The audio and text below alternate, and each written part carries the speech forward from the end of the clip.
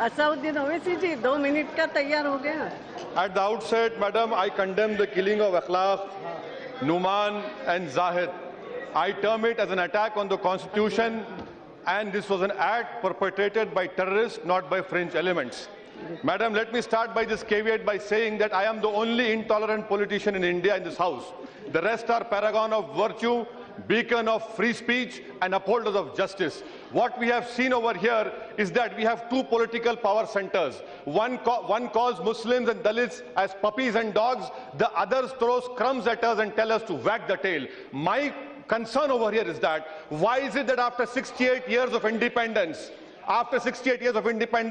the Muslims cannot find or rent a house or a flat in any metropolitan city? Is this tolerance we're talking about? Why is it, madam, that my dropout rate and Dalit dropout rate start at the age of 11? Is this dropout? Is this tolerance? Why is it that you open more police stations in Muslim ghettos than schools? Is this tolerance? Why is it that Juhapura and Govandi in Mumbai have become dumping yard of the city medical waste, not for schools of excellence? Why is it that out of 100, only 3 are Muslim graduates? Is this intolerance? People say we don't study. NSSO data of 2011 is there, which clearly says that 11% OBC Muslims having 10th class qualification get only 11% employment, the other get 23. Why is it, madam, that after 23 years of Babri Masjid, that the accused have got Padma Bhushan, but they have not been convicted? We have seen various governments, Congress government, UPI government, United Front government, NDA government. Is this tolerance? Let me ask a political intolerant question to this August House. Why is it, madam,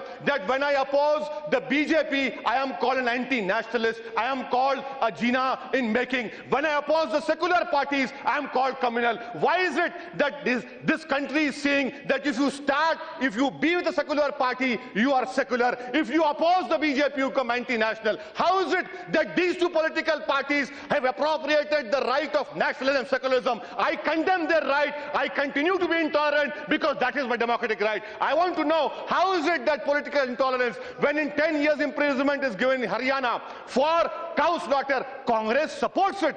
But I am intolerant. I am a communal. How is it that Tripura governor says on October 19 that free speech and tolerance can be celebrated if Muslims eat pork in the middle? Is this intolerance we're talking about? Madam Speaker, let me conclude by asking this very inconvenient, intolerant question to the government, that to the government and to the August represent parties over here. Why is it that this is happening? Why have you taken my right to dissent? Why cannot I give a speech in Karnataka? Why cannot I give a speech in Uttar Pradesh? And why is it that 22% of Muslims are in jail under trials? West Bengal 49%. Maharashtra 29%, UP 29%. Is this tolerance? Madam, I conclude by telling the government, the Home Minister asked for recommendations, suggestions. My suggestion to the Honorable Home Minister is, your pride was hurt when a wrong allegation was made. I commend you for showing your pride. But you see, for 69 years I have been called a Pakistani. What about my pride? Would you rise up and protect my pride?